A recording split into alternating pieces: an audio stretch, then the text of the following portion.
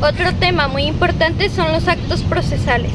Las condiciones para este son hecho y acto procesal. El hecho es todo aquel acontecimiento independiente de la voluntad humana que produce efectos jurídicos y procesales. Por otro lado, el acto procesal es aquel que depende de la voluntad humana y su principal característica es que extingue, crea o modifica efectos procesales.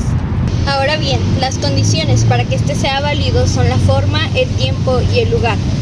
La forma es cómo deben exteriorizarse dichos actos. Estos se deben hacer en español. Todos aquellos documentos que sean escritos en otro idioma deberán acompañarse de la correspondiente traducida al castellano. Además, las fechas y los números deberán ser escritos con letra. Por otro lado, también se menciona que aquellas personas que desconozcan del idioma español pueden llevar a cabo las actuaciones judiciales mediante un intérprete o traductor. El tiempo nos dice sobre en qué momento deben llevarse a cabo dichos actos procesales. Estos se deben hacer en días hábiles, es decir, de lunes a viernes, de 9 a 4 de la tarde, menos sábados y domingos. Para poder llevar a cabo dichos actos judiciales o procesales, se tiene que pedir una habilitación de horas ante el juez, de lo contrario será inválido. Además, se deberán establecer plazos de fecha, hora, minuto y segundo en el que inicia o termina un acto procesal. Dentro del tiempo también encontramos las clases del plazo. Los plazos pueden ser convencionales, es decir, que los acuerden las partes. Pueden ser judiciales. ¿Qué quiere decir esto? Quiere decir que el juez emita el tipo de plazo que se va a ejecutar. También encontramos los legales. Estos ya están previamente establecidos por la ley. Otra clase de plazos es el común, es el que corre en igualdad para las partes dentro del proceso. Contrario a esto, encontramos el plazo particular, es aquel que se encuentra a una persona en específico dentro del proceso. Por otro lado, encontramos el prorrogable, es aquel que se puede extender de tiempo para poder llevar a cabo un acto procesal, y el no prorrogable es aquel que no se puede modificar de ninguna manera. El plazo perentorio nos dice en razón de que el acto procesal no se puede llevar a cabo fuera del plazo ya establecido. Por lo contrario, el plazo no perentorio es aquel que nos dice que se necesita otro acto procesal de la parte contraria para que se produzca la caducidad del inicial. Preclusión es cuando una etapa ya lleva un procedimiento y esta ya no se puede volver a llevar, sino que concluye y ya no es devolutivo.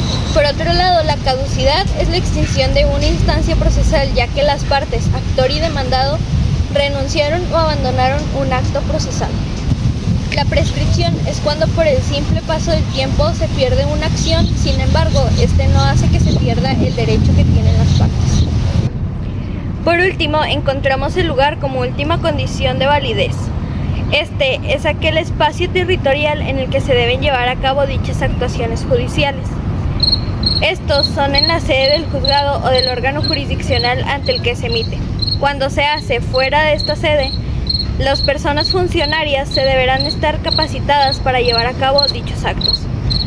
Por otro lado, también se da la ocasión de que sea en un entorno internacional.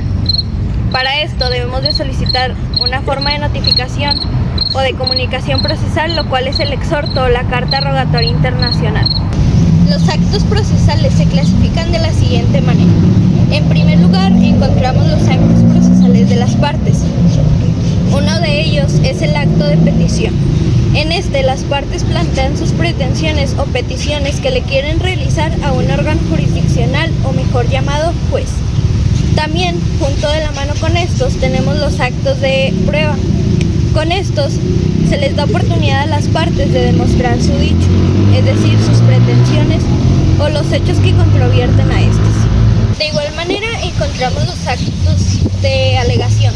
En estos, se va a argumentar lo que se está diciendo con anterioridad. Estos se dan en los alegatos de apertura y los alegatos de clausura. Por otro lado, están los actos de impugnación. En estos se va a combatir la validez de un acto procesal. Y por último, tenemos los actos de disposición. Este les permite a las partes disponer o renunciar a los derechos controvertidos en dicho litigio. La segunda clasificación hace referencia a los actos procesales del órgano jurisdiccional. En este encontramos la dirección de las audiencias, es decir, llevar a cabo dichas diligencias y así alternar entre actor y demandado las oportunidades de expresar sus dichos y comprobarlos. De igual manera encontramos los actos de ejecución, como el cateo, el arresto y la multa. Por último, encontramos las resoluciones judiciales. Este órgano jurisdiccional tiene la capacidad de emitir autos o sentencias que pueden poner fin al proceso o pueden hacer que siga el proceso. La última clasificación nos habla de los actos de los terceros, es decir, testigos, peritos y hasta autoridades. Uno de los actos que estos pueden llevar a cabo son los actos de prueba. Los testigos van a dar sus declaraciones sobre los hechos controvertidos dentro del litigio y los peritos se encargan de demostrar mediante pruebas científicas todo lo que ha ocurrido. Por último tenemos los actos de cooperación. Estos van dirigidos a las autoridades para que lleven a cabo actos que originen el cumplimiento de la sentencia que ya dictó previamente un órgano jurisdiccional. Las resoluciones judiciales son aquellos actos procesales que emite un órgano jurisdiccional para emitir su decisión sobre una petición o cualquier otro acto procesal de las partes u otros involucrados. Cabe recalcar que la resolución judicial más importante dentro del proceso es la sentencia. La sentencia es una resolución judicial en la que un juez va a decidir acerca de un litigio. Esta sentencia pone fin al proceso y se compone de 3 elementos básicos. Uno de ellos son el preámbulo o el encabezamiento. En ellos se van a contener todos los datos generales, como la autoridad que lo emite, la fecha, las partes que participan, etc. Por otro lado están los resultandos o los antecedentes de hecho. Como su nombre lo dice, este va a narrar cronológicamente los hechos, tanto impuestos en la demanda como en la contestación. De igual manera se van a desahogar todas las pruebas que se hayan emitido, entre muchas otras cosas. Por último, encontramos los considerandos o las fuentes de derecho. En esta, el juez va a emitir su decisión y la va a motivar, es decir, se va a basar en la aplicación de normas, jurisprudencias y doctrinas para poner fin al proceso. Sin embargo, la sentencia puede ser de 2 maneras, interlocutoria o principal. La sentencia interlocutoria es aquella que va a decidir sobre conflictos accesorios de un juicio o un proceso incidente, el cual no va a decidir sobre el proceso principal. De igual manera, tenemos la sentencia definitiva, es aquella que resuelve el conflicto principal entre las partes y pone fin al litigio.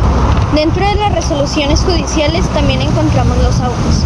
Los autos son aquellos en los que el juez decide sobre algún acto procesal de las partes u de otros participantes.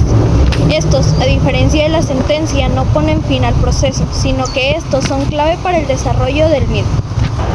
Ahora bien, las audiencias son esos actos procesales que se llevan a cabo dentro de una sede del juzgado bajo la dirección de un órgano jurisdiccional. Estas audiencias son de carácter complejo y público. En estas participan las partes, tanto actor como demandado, sus abogados, testigos y peritos, es decir, los terceros, los cuales son fundamentales para la celebración de dicho acto. Otro tema relevante que va muy de la mano de estos son las comunicaciones procesales. Estas son por medio de las cuales el órgano jurisdiccional va a notificar sobre algunos actos procesales, va a emplazar a las partes, actor o demandado, va a hacer citas para comparecencia y va a llamar a los terceros para que rindan sus declaraciones, entre muchas otras cosas. La clasificación de los mismos es la siguiente. Son por oficios, exhortos, cartas rogatorias internacionales, citaciones, requerimientos, emplazamientos y notificaciones. El oficio es aquella comunicación procesal que puede ser emitida tanto por un órgano jurisdiccional como una autoridad no jurisdiccional. De igual manera se encuentra el exhorto y la carta rogatoria internacional. Estos son muy similares. El exhorto es aquel en el que un órgano jurisdiccional le pide a otro de diferente jurisdicción o competencia territorial que lo ayude para llevar a cabo un acto procesal. Por otro lado, como lo mencionaba ahorita, la carta rogatoria internacional es muy similar al exhorto. Sin embargo, en esta el órgano jurisdiccional le pide a otro órgano jurisdiccional, pero en el extranjero, que lo ayude para colaborar en dichos actos procesales. Otra de ellas es la citación. La citación es aquella en la que se le impone a una de las partes, testigos o algún otro involucrado una fecha y hora determinada para que acuda a comparecer ante el órgano jurisdiccional. Por otro lado, el requerimiento es aquella orden judicial que se le hace a una persona para que lleve a cabo un acto procesal o cualquier otra acción. Este último, todo con la condición de que si no lo hace se le va a premiar de cierto modo. Otro tipo de comunicación procesal es el emplazamiento. Este hace referencia a que se le notifica a una persona que se ha iniciado un proceso en su contra. Por último, encontramos la notificación. Esta es aquella que hace un órgano jurisdiccional para hacerle saber a las partes que se ha llevado a cabo una actuación jurídica en favor o en contra de ellos. Existen diversas formas de notificar. Una de ellas es la personal. Es aquella en la que el notificador o el actuario hace entrega al destinatario de manera directa. Por otro lado, encontramos la notificación por cédula. En esta se contiene el nombre de las partes, fecha y día o hora en el que se entregó, la autoridad jurisdiccional que le emite, entre muchas otras cosas. También encontramos las listas de estrados. Estas son pequeñas listas que son impuestas o colocadas en las puertas de los juzgados o en algún otro lugar visible para que las personas puedan acudir a revisar las mismas. De igual manera encontramos los edictos. Los edictos son aquellas publicaciones que se hacen en el Diario Oficial de la Federación o en algún otro periódico de mayor circulación para que quede notificada una persona incierta o cuyo domicilio se desconoce. Asimismo, encontramos el correo certificado. Es aquel en el que se hace un envío físico con acuse de recibido. De igual manera, tenemos el correo electrónico. Es aquel en el que se envía de manera electrónica o se hace el uso de las tecnologías como WhatsApp para agilizar el proceso. Por último, encontramos el portal de servicios en línea o boletín judicial por medio de sistemas electrónicos del Poder Judicial de la Federación o Poder Judiciales estatales. En este se pueden llevar a cabo notificaciones autorizadas. La ineficacia de los actos procesales son aquellas que las comete un sujeto sin jurisdicción, competencia, capacidad o simplemente no cumple con las condiciones de tiempo, forma y lugar. Básicamente consiste en que este acto no produzca los efectos jurídicos previstos por la ley. Dicha ineficacia consta de 3 grados. El primero y el más alto es la inexistencia del acto procesal. Este se da cuando dicho acto no contiene todos los elementos esenciales de vida para el ámbito jurídico. Sin embargo, este no puede ser convalidado ni invalidado debido a que no existe. El segundo grado es la nulidad absoluta, es decir, que el acto procesal sí tiene una especie de vida artificial, es decir, para el derecho sí existe. Sin embargo, la gravedad de su defecto prohíbe que este sea un acto válido, es decir, no se puede convalidar. Por último, tenemos el grado menor de ineficacia. Esta es la nulidad relativa. Este es un acto procesal que, además de tener existencia jurídica, admite la convalidación o la corrección de los mismos. Sin embargo, también admite la invalidez. Los medios de impugnación son aquellos medios por los cuales se puede declarar la nulidad de un acto procesal. Dentro de ellos encontramos los incidentes, el recurso de apelación y el recurso de reposición. Los incidentes son aquellos juicios pequeños que resuelven situaciones accesorias al litigio principal.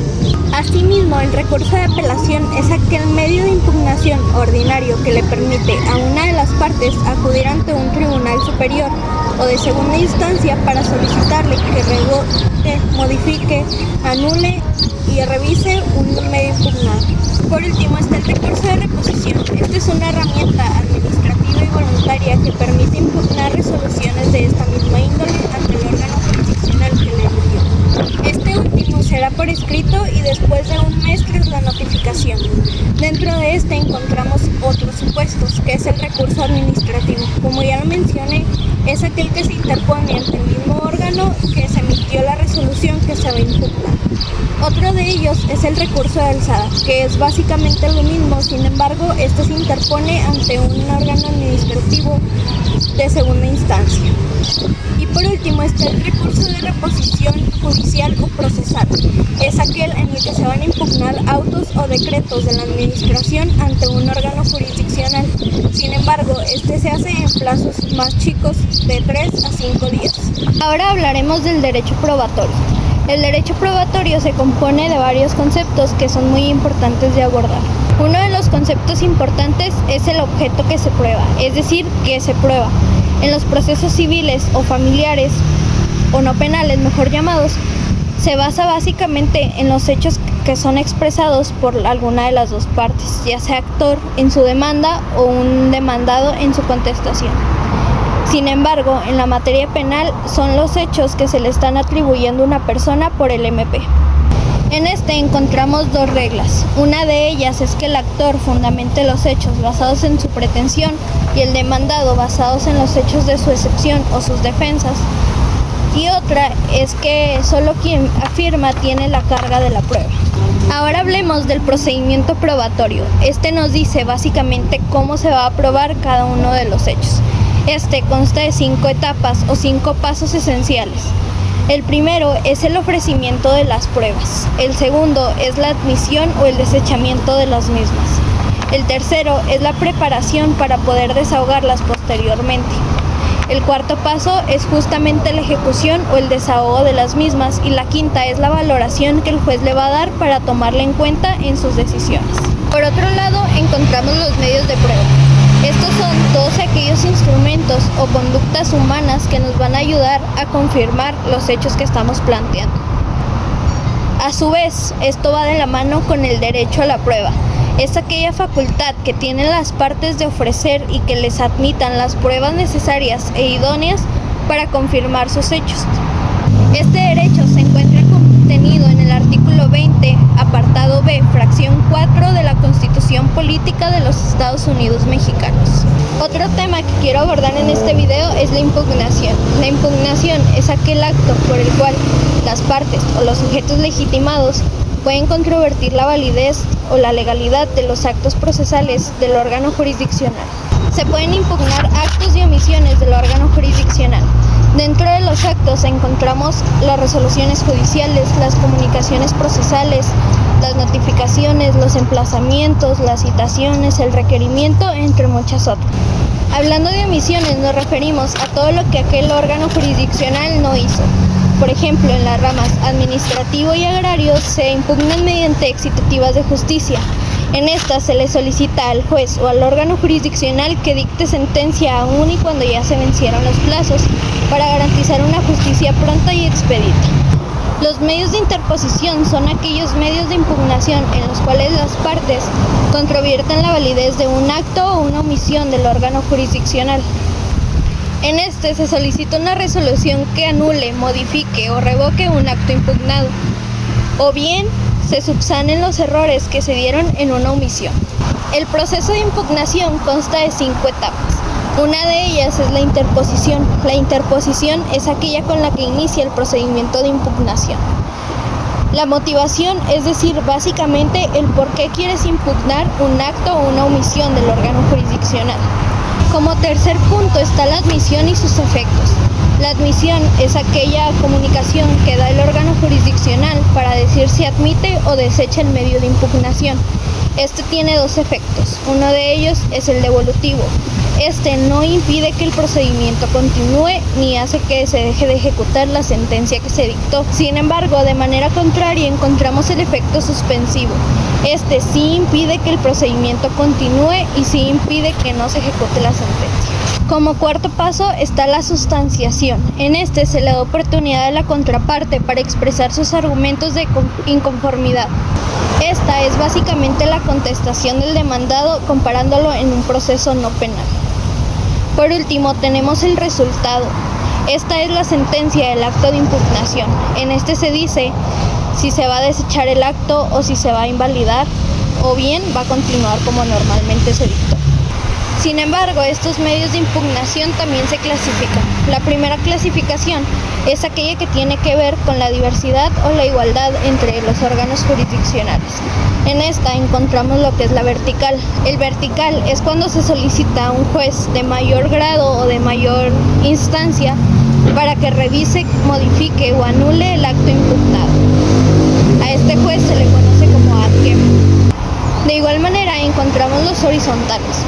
Los horizontales es cuando se le solicita a un juez diferente, pero en la misma competencia o en la misma instancia, que revise un acto que queremos impugnar. A este juez se le conoce como acuo. La siguiente clasificación tiene que ver con los poderes atribuidos al juzgador que va a resolver sobre la impugnación. El primero de ellos es a través de los medios impugnativos de anulación. En este, si el juez declara la nulidad de un acto o un proceso impugnado, quedará sin efectos ante la ley. Sin embargo, los nuevos solo podrán tener efectos si los lleva a cabo el juzgador del que emitió los actos impugnados. También encontramos aquellos que se hacen por medio de los actos impugnados de sustitución. En este, el juzgador que conoció y que llevó a cabo la impugnación se coloca en la misma situación que el juzgador que emitió dichos actos impugnados, ya que este solo lo va a sustituir. Sin embargo, este puede confirmar, anular, revocar o modificar dicho acto. Por último, tenemos los medios de control. Este se limita únicamente a decir si el acto debe aplicarse o si se deben subsanar los errores. Este generalmente es un acto vertical. Ahora bien, los medios de impugnación se clasifican en especies. Estas especies se dan por el tipo de procedimiento o por la relación que tienen con el proceso principal. Se pueden identificar tres clases de especies. Una de ellas son los incidentes. Los incidentes son cuestiones ajenas al litigio principal. En este se controvierten situaciones, como ya lo mencioné, accesorias. Con esto se pueden hacer medios de impugnación para determinar la validez de dichos actos procesales. Estos suelen ser de carácter horizontal y suelen ser medios de anulación. En segundo lugar, encontramos los recursos. Los recursos son medios técnicos de impugnación o subsanación de los errores que pueden adolecer una resolución judicial. Estos pueden ser verticales o horizontales.